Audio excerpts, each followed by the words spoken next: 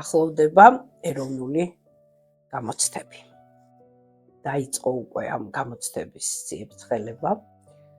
ემზადებიან როგორც მშობლები, ასევე აბიტურიენტები. მინდა რამდენიმე რჩევა მოგცეთ, როგორც მშობლებს, ასევე აბიტურიენტებს.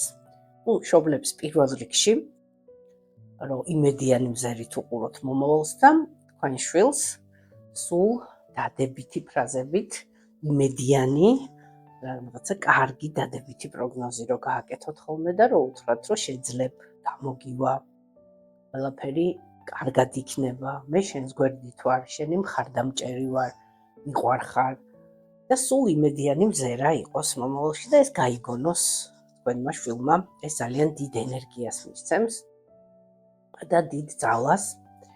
რაც შეეხება თვითონ აბიტურიენტებს, თქვენ ახლა მართლაც ახალი ეტაპი გეწყებათ ცხოვრებაში, ძალიან საინტერესო ეტაპზე გადადიხართ და ეს გამოცდები არის ერთგვარი ხიდი, რომელიც გადაგიყვანთ თქვენი ცხოვრების სრულიად ახალ ეტაპზე. ეს არის სტუდენტობა, უკვე მომავალ პროფესიასთან შეხება. რაც შეეხება პროფესიას, სასურველია, რომ თქვენ თვითონ აარჩიოთ და არავის გავლენის და ზეწოლის ქვეშ არ მოხდეს ეს არჩევანი. შეიძლება მე ეს არჩევანი შეცვალოთ, მაგრამ ყოველთვის უნდა იყოს თქვენი არჩევანი, რაც თქვენ გინდათ. თუნდაც პირველ წელს მოხდეს ისე, რომ ქულა დაგაკლდეთ, ვერ ჩააბაროთ, არ არის ეს ტრაგედია. შეიძლება ეს ისე სასიკეთოდ გამოიყენოთ, ის დრო მერე ისე ნაყოფიერად გამოიყენოთ თქვენ ცხოვრებაში და სრულიად ახალი ასპარეზი გაგეხსნათ, რომ აბსოლუტურად ჩვენ არ ვიცით რა რისთვის ხდება, უბრალოდ უნდა მივიღოთ ის მოვლენა და ყოველთვის შეიძლება იმისი სასიკეთოდ გამოყენება.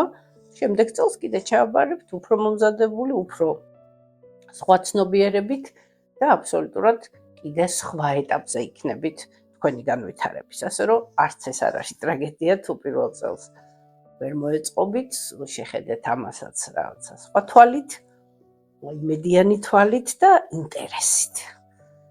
ეხლა თვითონ გამოცდებს რაც შეეხება, ორი სიტყვით რომ შევეხოთ, პირველ რიგში ჩვენ ძალიან გვიშლის ყველა ადამიანს ხელს დაძაბულობა, როდესაც არის ესეთი რაღაცა გამოცდა თუ საჯარო გამოსვლა. ეს დაძაბულობა ძალიან მოქმედებს ჩვენი ცხოვრების ხარისხზე. თუ ადამიანი დაძაბულია, ძალიან დაბალია ცხოვრების ხარისხი. პირველ რიგში ამას უნდა მიაქციოთ ყურადღება, მანამდე გამოცდებამდე შეგიძლიათ გააკეთოთ ეს რელაქსაციები, მოდუნდეთ, რომ იქ მერე გამოცდაზე იოლად მართოთ სხეულში ეს პროცესი. და სასურველია, რომ თუ თვითონ გამოცდის დროს იგრძენით, რომ ძალიან დაიძაბეთ, დადეთ 3-4 წუთი საწელკალამი და იქვე შუბლიდან დაიწყეთ და ესეთი ტალღით ჩადით ქვემოთ და ეცადეთ, რომ მოდუნდეს, გაათავისუფლოთ, მოუშვათ სხეული და აი ამ მოშვებით და სიმშვიდით შემდეგ გააგრძელოთ წერა. ძალიან ეხმარება ამ დროს სუნთქვა, სწორი სუნთქვა, რომელიც გვამშვიდებს, ცხვირით შეისუნთქავთ და უფრო გრძლად ცოტა ხანი გააჩერებთ, ცხვირით შეისუნთქავთ, ცოტა ხანი გააჩერებთ და უფრო გრძლად პირით ამოისუნთქავთ, უფრო გრძლად. აი თითქოს სანთელს აკრობთ, ესე მიზანმიმართული, აი ესე გეთება.